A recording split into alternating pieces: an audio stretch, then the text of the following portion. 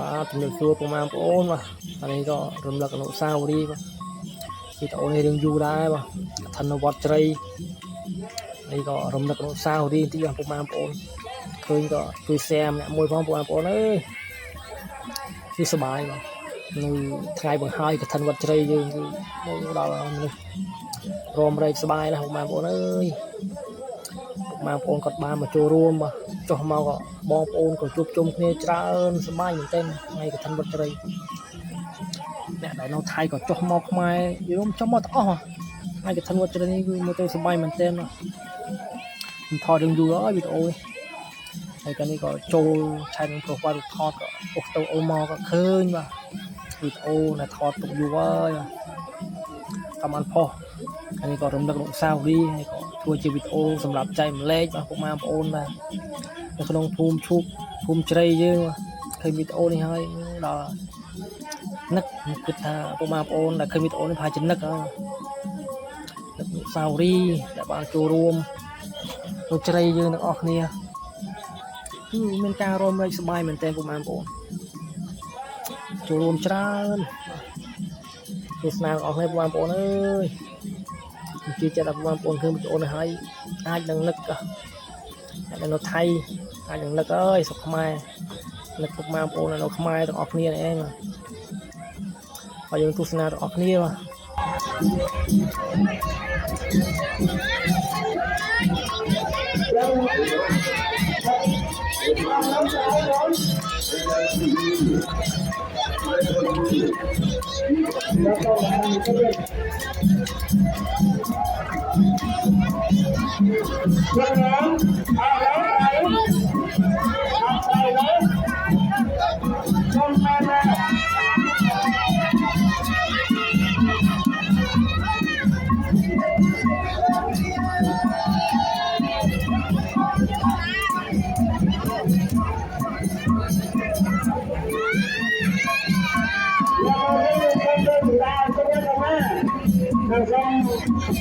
thành ra nó ở cửa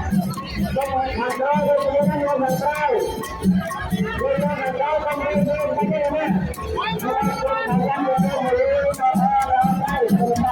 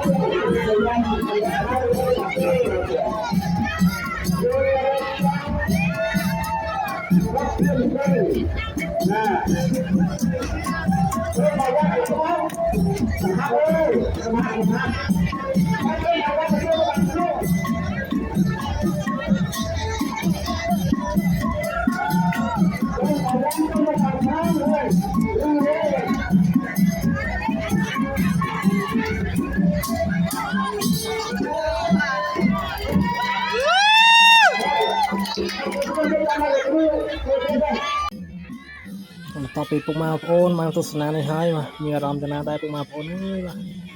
សម្រាប់ខ្ញុំវិញឃើញតែឃើញវីដេអូនេះបាទចង់ឲ្យកឋិនសាច់ជាថ្មីគឺយល់រំសប្បាយមកថាយើងនិយាយយ៉ាងណាឲ្យយល់រំអធិប្បាយមិនត្រូវឃើញពុកម៉ែបងប្អូនគឺចូលរួមគឺគាត់បានជួបជុំពុកម៉ែបងប្អូនគឺសប្បាយមែនទែនបងប្អូនអើយគឺថ្ងៃកឋិនហ្នឹងគឺមនុស្សចូលរួមច្រើនមែនទែនបាទ ហើយសង្ឃឹមថាកឋិនឆ្នាំមុខទៀតក៏មានការចូលរួមកាន់តែច្រើនឡើងបងប្អូន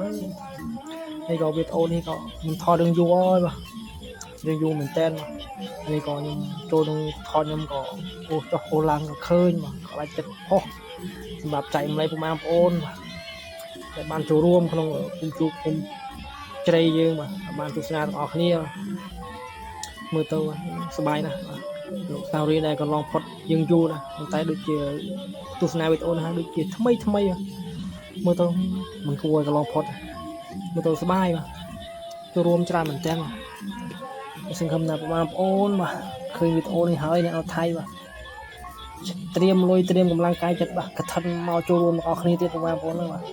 ចុះមកបានទាំងអស់គ្នាបាទបានជួបជុំមកបងប្អូនយើងបាទសប្បាយណាស់បងប្អូនមើលទៅ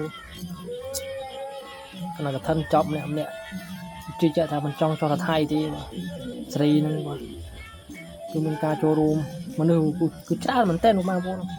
បើសិនជាពុកបងប្អូនមកឃើញផ្ទាល់ហើយដល់ហើយខ្ញុំលេចចែកម្លែកទាំងអស់គ្នាបងប្អូនអើយបាទបងប្អូនដែលបានឃើញទាំងអស់គ្នាបាទជាពិសេសអ្នកនៅថៃបាទរំលឹកអនុស្សាវរីយ៍ទាំងអស់គ្នាបាទអានេះគឺឋិនវត្តជ្រៃយើងបាទនេះក៏វីដេអូក៏ពុំមានច្រើនទេបងប្អូនហើយបាទវីដេអូក៏មានតែប៉ុណ្្នឹងទេបងប្អូនយ៉ាងណាក៏ជួយ comment មួយម្នាក់មួយបងប្អូនបាទយើងជួបគ្នានៅឱកាសក្រោយទៀតឆ្នាំមុខកឋិនយើងជួបគ្នាទៀតបាទជួបគ្នាវីដេអូក្រោយទៀតបងប្អូនអើយបាយជំរាបលាសំណាងល្អទាំងអស់គ្នាបងប្អូនអើយថ្ងៃបង្ហាញកឋិនវត្តជ្រៃយើងទីសប្បាយមែនតើបងប្អូនបាទជំរាបលាបាទ